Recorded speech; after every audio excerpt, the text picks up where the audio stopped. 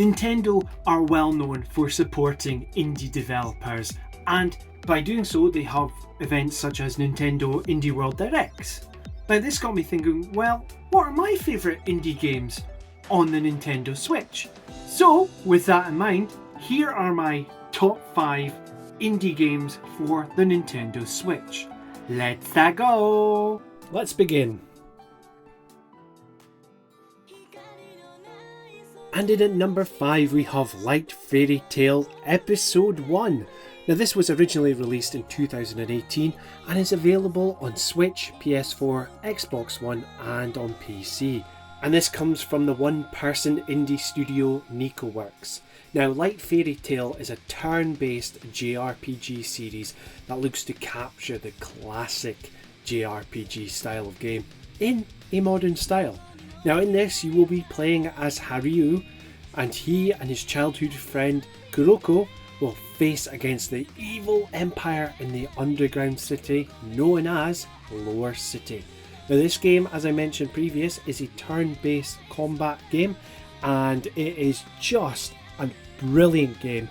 It kind of reminds me a lot of Final Fantasy VII and Final Fantasy VIII with that dystopian feel, that bleak darkness of likes of Midgar. So if you do get the chance to pick this up, I would highly recommend it, and with episode 2 and episode 3 in the works from NicoWorks, there's plenty more to come. And in at number 4 we have Deltarune, which was originally released in 2018 with releases on the Switch, PS4 and PC. And this game comes from the mastermind of Undertale, Toby Fox. Now this is an episodic adventure where you'll be following Chris, Susie and Raziel as they adventure through the dark world. Now this game has turn-based combat, and similarly to the likes of Undertale, you don't have to kill anyone in this game, you can spare them. And true to the other Toby Fox game I just mentioned, Undertale, the game is just so funny. And the music, oh man. Now there is more to come with this game, as the first 2 episodes are free to download, with the other ones still yet to be released, which you will have to pay for. Now you might be wondering, well, where's Undertale on this list? Well, Undertale I don't actually own for the Nintendo Switch, I have on the PS Vita. So I wanted to include Deltarune because this is just so much fun and you need this in your collection.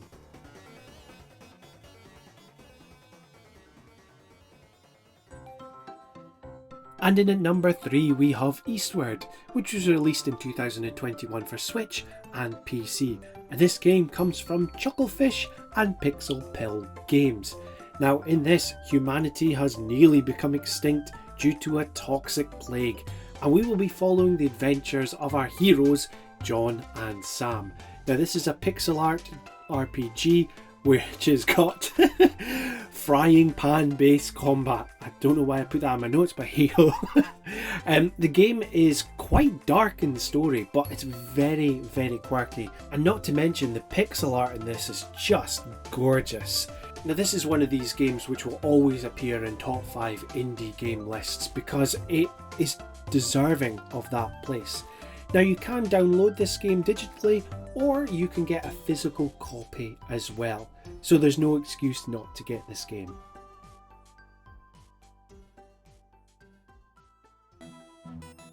And in at number 2 we have Owlboy, originally released on PC in 2016 with later ports to the likes of the Switch, PS4 and Xbox One in 2018.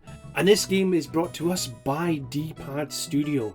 Now in Owlboy you'll be following Otis, who's an owl-like human, and you'll be navigating the floating islands to save not only his village but the world. Now I like to describe this game as a Metroidvania style game, and it's got gorgeous pixel art. You'll be able to carry your NPCs and use different abilities, so for example one of your pals in this you'll be able to lift through the skies and he'll be your gun basically. Now I absolutely love Otis as a character, I think he's brilliant, and the NPCs in this are very well fleshed out. Now if you are fancying picking up this game, you can download it digitally, or there is actually a physical edition available to purchase as well. So again, you've not got an excuse not to get it.